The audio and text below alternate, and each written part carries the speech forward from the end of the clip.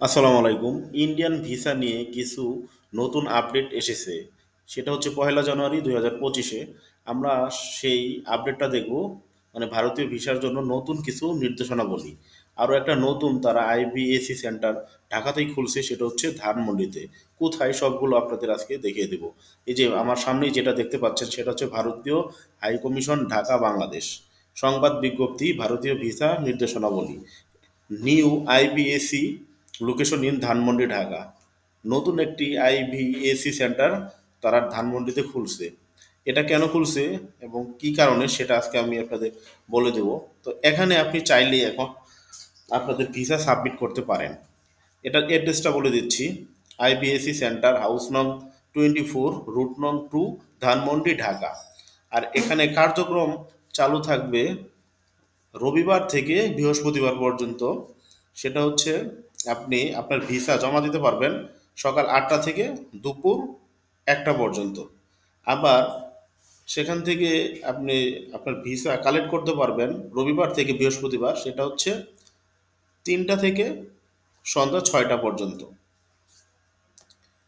এটা ঢাকাবাসীর জন্য খুবই একটা উপকারী কিংবা বেনিফিট যুক্ত হবে আশা করা যায়। তাছাড়া আরেকটা আপডেট হচ্ছে, এখন থেকে আপনারা যারা মেডিকেল ভিসা করবেন তাদের সবাইকে কিন্তু এই নতুন আইভিএসি সেন্টার গুলশান, সেখানে ভিসা সাবমিট করতে হবে। এই দেখেন, এখানে দেখা যাচ্ছে মেডিকেল ভিসা।